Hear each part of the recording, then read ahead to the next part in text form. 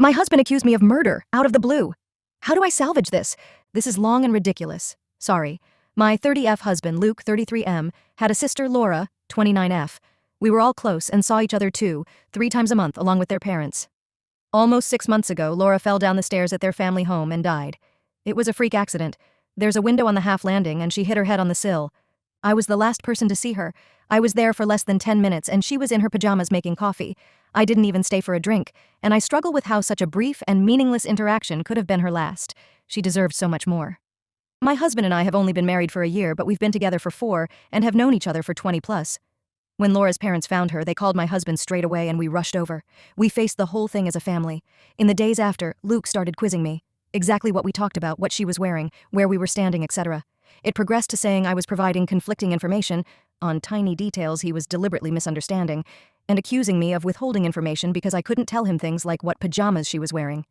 This escalated quickly, but lasted for less than a week, as I lost my cool and made it clear that I was done answering questions. He didn't bring it up again, and I wrote it off as a grief quirk. His behavior was generally that of a normal grieving person. Last Friday, he outright accused me of murdering her in front of his parents, out of the blue. We were all stunned. There was an inquest which recently concluded, and there was never any doubt the verdict would be accidental death. He said it was completely obvious, and he couldn't believe that no one else could see it. He claims I went through his phone and found his messages with Laura. I have absolutely no idea what messages he's talking about. I have never looked at his phone. And that I went over to confront her and things got out of hand, and I pushed her downstairs. By the end, he was shouting about going to the police and getting the inquest overturned, and how I wasn't going to get away with it. Let me be clear. Laura and I had a great relationship. We all did. I have no idea where this has come from, other than these messages I haven't seen.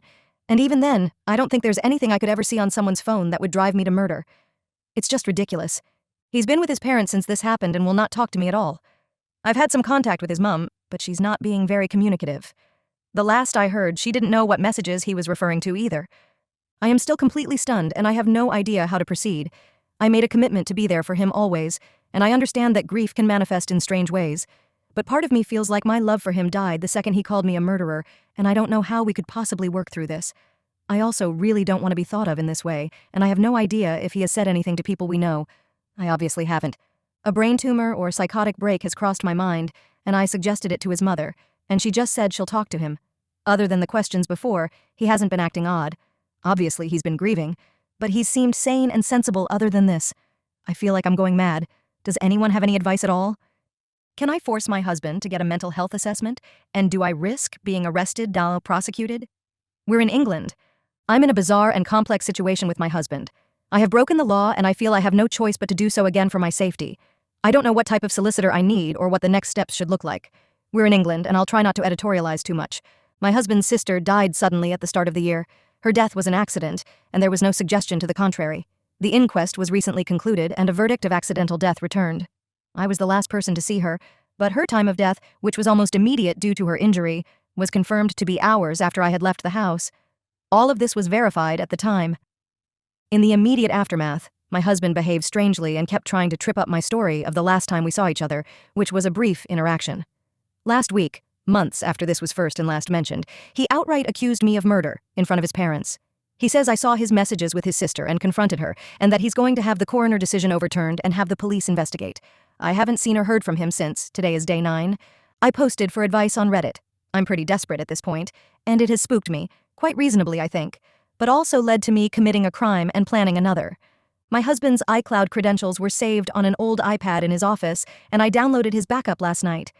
I have read all of his messages with his sister, and there is absolutely nothing like he describes. I understand this is illegal, and I'm concerned about the possible ramifications. I am also waiting for a callback from a locksmith to change the locks on the home we own together, which I believe is also against the law. So this leads to my actual questions. I feel justified in what I've done for my safety, but is there a degree of pragmatism under the law for these issues because of the situation, or am I shooting myself in the foot? I am resigned to the fact my relationship is over, but his parents don't seem to be taking this seriously, and they're icing me out. I believe this is a serious mental health issue which may put people, namely me, at risk. Can I do anything about this when all I have is the fact I'm being accused of murder? I feel he needs to be detained and this should be investigated as a full-blown psychotic break. Sorry, this is all a bit mental. In addition, what type of solicitor do I need? My understanding is that a coroner decision can't be appealed. Is that correct? Are his accusations going to go anywhere? Can I protect myself from this or stop him escalating to telling others? We live in our hometown and everyone knows everyone. This could follow me forever, and it's either a lie or a delusion. Any advice would be greatly appreciated. There were no crazy or even suspicious messages. I've searched for over 100 terms and scrolled back over years. I saw a side of them both I wasn't expecting, but nothing that explains the claim I murdered Laura over their chats. Nothing to suggest he was cheating, absolutely nothing to suggest incest. I repeat, no incest, no weird gaps where deleted conversations or a switch to another app would fit. Just siblings making plans, sending memes, and gossiping. They said unexpectedly horrible stuff about a few people, but not me. It was a sort of relief, but it raised more questions than it answered. I sought legal advice, also from Reddit, after posting here. Turns out my options are divorce him or sit down. I contacted my community mental health team, who said they'd reach out, but made it clear it wasn't urgent. I then called his mom and said that if I didn't hear from him by this weekend, I would get a solicitor and ask for a mental health assessment as part of the divorce.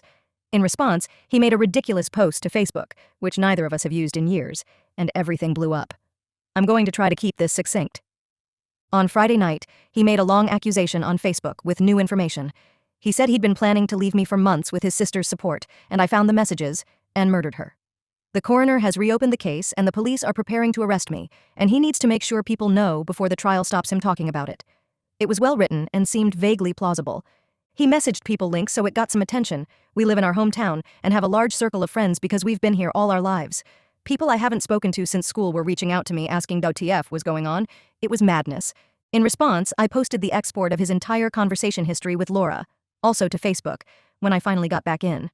I linked to the chat along with a post explaining my side and noting that I had changed my ex's iCloud and Apple passwords, and that if he wanted them back, he should comment on my post and update his own, admitting that he was lying. He eventually did. When I started getting messages about his post, I panicked, and changing his password seemed important to preserve everything because he'd know I had access. When I spoke to him the next morning, it's clear he's not having a mental episode at all, but is claiming one because he's been caught in a big lie. As soon as he was outed, he called me, clearly drunk, begging and promising to explain everything if I deleted my post. I hung up and told him to call back the next day. He did, after many missed calls and texts, and he tried to bargain and guilt-trip me with his mental health until it was clear the wrong people had seen his conversation. It's hard to describe, but it seemed fake. It was too well rehearsed. And then this morning, when it was clear he was getting nowhere, he blocked me. Begging for mercy and reciting facts about mental disorders doesn't align with someone in crisis with a sincere belief that someone murdered their sibling. The question of why he did all this remains unanswered, and he will not be getting his passwords until it is. The legal advice subreddit said this stuff is technically illegal, but it's beneath a court to take action, so I'm going to count on that because I felt like I had no other choice at the time. And now I don't see any other way to get answers from him. I am desperate, and it's all I've got. So there we are. The relationship I have believed was my destiny since I was a teenager has boiled down to petty, convoluted, and vindictive bullshit, played out on social media for reasons still unknown. My hope for a brain tumor is fading, and clearly tomorrow morning is going to be when I lawyer up and stop posting about this. I am mortified. I have no idea whether some people might believe him, and I still don't know why this all happened in the first place. Sorry I don't have a happier update, and thanks once again to everyone who offered advice. Both times I've posted here it has paid off hugely in terms of helping unravel this mess, so I hope it's third time lucky. For the past few weeks, I've been trying to figure out why my husband suddenly accused me of murdering his sister, who died in an accident at home 6 months ago. It still feels as ridiculous now as it did then. When Laura died, we found out she had about £3,000 in hidden debt. It was odd because she was pretty open about her finances, but it wasn't out of character for her to overspend, so I hadn't really thought about it since. A comment on my last post prompted me to look more closely at money stuff, and a message to my husband from Laura asking about a payment stuck out. I'd initially assumed it was about a car issue she'd had a few weeks before she died, but Luke definitely paid at the garage when they picked it up, because we talked about it after she dropped him home. It didn't occur to me when I first looked through. The messages supposedly proved I was a murderer, so I had been looking for something scandalous. The message about payment was the only thing I had at that point, and I had no idea what it meant, so I took a chance. I told his mother I knew about the money, and that if he didn't get in touch with me that day, I would make sure everybody else did too. He called me straight away and asked me over to his parents' house to talk. He looked dreadful, and the first thing he asked me was whether I was happy now. All of his friends hate him. I told him I don't give a fuck about his relationships, and that I was there for answers. It turns my husband told the coroner's office that he was secretly helping Laura pay some of her debt because she was embarrassed and struggling to keep up with her lifestyle. I assume it didn't seem suspicious because her death was clearly an accident, and that's what they were investigating. In reality, he took out loans and store cards in her name, and she somehow found out a few weeks before she died. Some guy he works with had apparently done it before and arranged it all, and if Laura hadn't found out, he claims they could have had it written off without her ever knowing. When she did find out, the guy left him high and dry, Quell's surprise, and he had to pay it off. I'm inclined to believe that's the gist of what happened, but I am shocked my husband would do something this stupid. When she died so soon after, his brief and apparently genuine suspicion was that she had told me about it that day, and we argued and I'd killed her. He couldn't explain why I would kill someone because they were a victim of fraud, but according to him, he felt guilty in the immediate aftermath, and his brain made it fit. I mostly believe this, but he tried launching into more weaponized therapy speak at that point, so I cut the topic off. A few months after his sister's death, Luke received a letter from a credit company, not even the police, saying he was being investigated. Laura didn't have much, so her debts, which were less than £10K even with the fraud, were mostly written off. Something obviously flagged against my husband during that process. I don't know how or why. When the letters got more threatening, he believed the investigation would reopen the inquest and that he would be accused of fraud, perjury, and because of his previously unknown motive, possibly murder. He claims the only thing the company investigating him actually knows is that the fraud came from our address, so accusing me would make it impossible to prove because it would be a coin toss, his words, as to which one of us took out the credit in Laura's name. That was worth our entire marriage to him, and my reputation in the community we have been part of for our entire lives. He says self-preservation kicked in and nothing else mattered when he thought about what could happen to him. When I asked him how his witness statement fits into his plan, because it proved he lied either way by acknowledging he knew about the debt and paying it, he froze for roughly 1,000,000 years before saying he hadn't thought of that. Obviously, my response was to ask why. If he hadn't thought of it, he specifically said it was a lie he needed to cover earlier in the conversation. Suddenly, he's sobbing, and his parents are rushing in to ask me to leave. I was in tears at this point, asking how the fuck he could do this to me over something so stupid, and how much his parents knew about this, as his mom was pushing me out of their house. All she said was that she couldn't have this conversation with me. She was crying too, but wouldn't say another word. I am now 99% sure the fucker was trying to frame me. Not for her death, but for the fraud. He was going to claim that he was lying for me in the coroner's interview, right? If he wrapped it all up as quietly paying her off on my behalf than genuinely suspecting me of her murder, it would protect his reputation and point the finger at me. It just doesn't make sense any other way. Is my husband trying to frame me to weasel out of his actions, and how do I get to the bottom of this? I'm obviously open to theories because Reddit is the only reason I got this far in the first place. That being said, please don't come up with conspiracies about Laura's death in the comments. It's upsetting. She was wearing shitty old slippers and walking upstairs with a cup of tea, and she slipped and hit her head on a windowsill.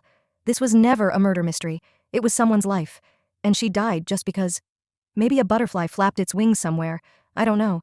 But it's hard enough to accept without having guesses shouted at me on the internet whilst my marriage falls apart.